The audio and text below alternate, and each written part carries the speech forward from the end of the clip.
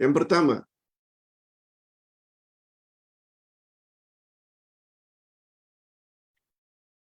ini ada kaitannya dengan ceramah Ustaz beberapa hari yang lalu tentang permusuhan. Bahayanya permusuhan antara Muslim dengan Muslim lain.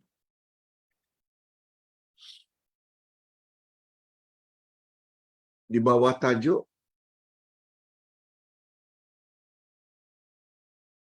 pertelingkahan dapat menghalang ampunan daripada Allah, iaitu kelas Rabu malam, jam 9 malam. Tajuk yang terakhir dari buku Ke Arah Memahami Al-Quran dan Al-Hadis Jilid 2.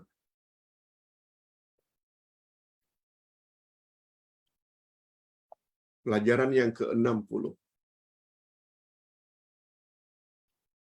Ustaz ada sebut dalam bab pertelingkahan ni, sebaiknya kita hendaklah berdamai. Sebagaimana sabda Nabi, la yahillu li muslim an yahjura akhahu fawqa thalatha layalin. Tidak halal seorang muslim tidak berteguran dengan saudaranya muslim yang lain lebih dari 3 hari. Bila bersua, yang satu melencong dan satu lagi juga melencong ke lain, tak mau jumpa. Cuma kata Nabi, wa khairuhuma man yabda'u bisalam. Sebaik-baik dari 2 puak atau 2 orang yang bertelingkah itu, mana yang lebih dahulu memberi salam atau menyapa atau minta maaf. Nah, sekarang pertanyaan, bagaimana Pak Ustaz jika kita yang minta maaf beria-ia ingin berbaik, tapi yang satu lagi buat tak tahu, buat aja.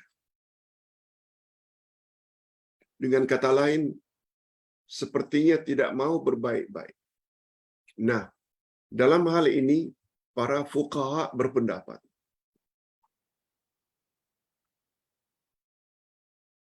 antaranya pendapat mereka, yang penting kita beri salam, yang penting kita minta maaf. InsyaAllah dengan permohonan minta maaf dan menyapa dan memberi salam itu membuat dosa kita hilang, dihapus oleh Allah Azza wa Jalla. Sebab Allah menilai kita ingin berbuat baik. Cuma sebelah sana tidak mau. Mungkin dia merasakan dia lebih berhak untuk tidak memaafkan, itu hak dia. Dan ada pula pendapat yang kedua. Walaupun kita ingin berbaik-baik, minta maaf, lalu pihak sana tidak mau berbaik-baik, itu adalah hak dia. Kalau dia tidak mau memaafkan, sebab itu dosa antara kita dengan sesama kita, bukan dosa kita kepada Allah.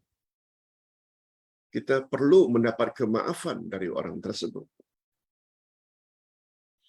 Oleh sebab itu tidak ada jalan lain, menurut pendapat yang kedua, kita hendaklah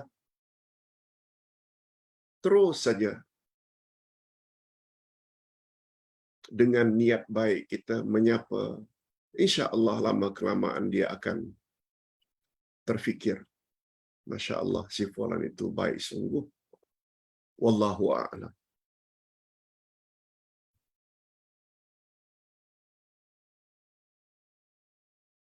Pak Ustaz, apa hukum kita buat haji atau umrah untuk suami yang sudah pernah buat haji dan umrah? Bolehkah?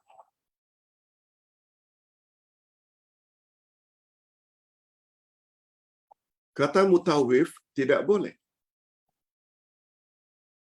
Kalau suami atau sesiapa saja yang sudah buat haji dan umrah, tak perlulah kita buat badal haji atau badal umrah.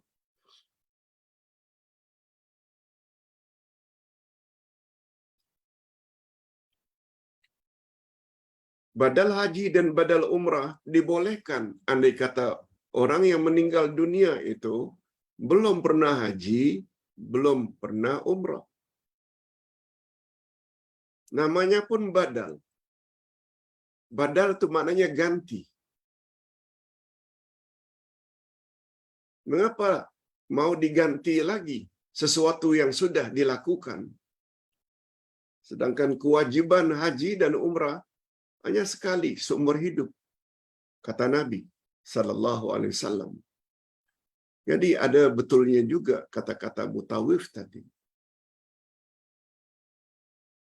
Hasrat Anda ingin menghajikan balik, mengumrahkan balik, sedangkan suami sudah pun haji, sudah pun umrah.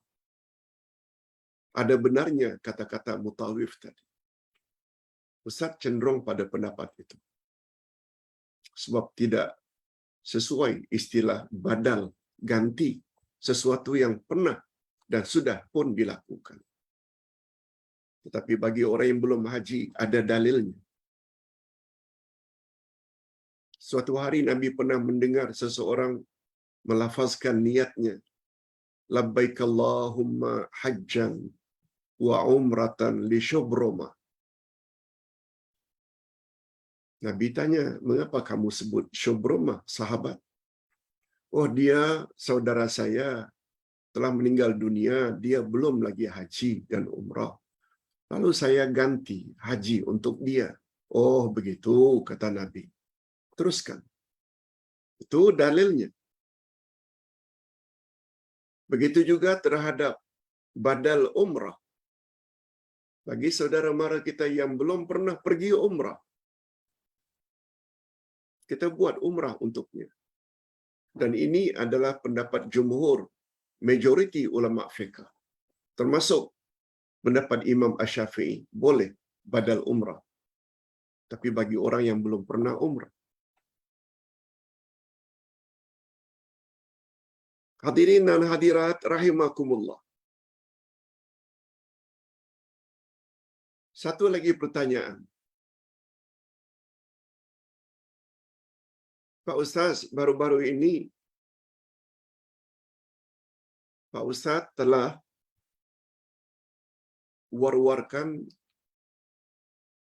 akan mengadakan peresmian terhadap Masjid Fatimah Az-Zahra Mafaza. Adakah cara lain untuk kami pergi ke Batam untuk tujuan itu? Peresmiannya 26 November. Dicadangkan berangkat dari Malaysia sehari sebelumnya, iaitu 25 hari Jumaat. Peresmian 26 hari Sabtu. Dan balik ke Malaysia 27 Ahad tengah hari. Itu kalau orang yang duduk di Kuala Lumpur. Macam mana kami yang duduk di merata-rata, kata jemaah. Ada yang datang daripada Sarawak, ada yang datang daripada Sabah, ada yang mau datang daripada Melaka, mau datang daripada Johor. Begini, untuk pergi ke Batam, dia tidak semestinya dari Subang saja. Dan juga tidak perlu melalui pesawat atau kapal terbang sahaja. Juga boleh melalui feri. Sama ada orang Johor, orang Melaka, atau orang Kuantan, atau orang Kuala Lumpur sendiri, Lembah Kelang. Pergi saja dengan basikal atau dengan kereta ke Johor, di Setulang Laut atau Pasir Gudang, itu ada feri yang berangkat menuju ke Batam setiap hari. Setiap hari. Dengan harga yang tidak begitu mahal. Perjalanan lebih kurang 1,5 jam saja. Feri.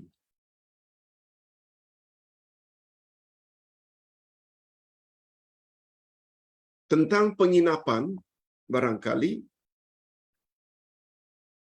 kita boleh gunakan khidmat sebagaimana yang Ustaz telah sebut, Saudara Mustafa. Kita boleh minta kepada beliau secara full keseluruhannya, pesawatnya, transport di sana, hotel di sana, makan minum di sana dengan harga sekian. Atau kita pergi sendiri. Mungkin dengan pesawat ke Singapura, dari Singapura naik feri juga boleh. Atau dengan feri berangkat ke JB, Setulang Laut, naik feri. Cuma yang kita minta kepada Saudara Mustafa, tolong urus hotel, transport di sana, dan makan minum. Harganya lain. Ini pencerahan daripada Pak Ustaz terhadap pertanyaan para jemaah. Hadirin dan hadirat, satu lagi pertanyaan berkaitan. Karena masjid akan diresmikan, bukankah itu bermakna kita tak perlu lagi memberi sumbangan untuk pembinaan masjid? Sila dengar pencerahan ini. Mafaza adalah short form, ringkasan dari Masjid Tahfiz Al-Quran. Masjid bangunannya sudah selesai. Anak-anak belajar numpang masjid. Tidak begitu selesa. Lalu,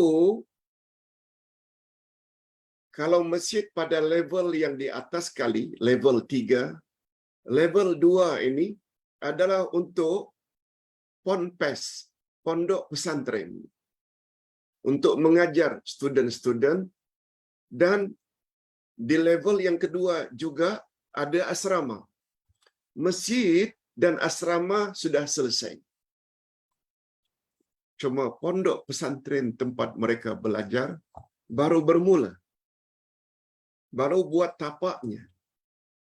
Sekarang sedang sibuk untuk membina pondok pesantren fasa yang pertama.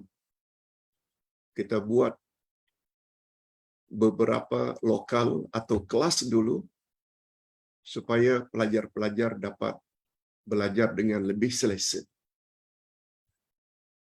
Jadi terhadap pertanyaan apakah terhadap Mahfaza cukup sampai di sini saja sumbangan kami, jawabnya belum.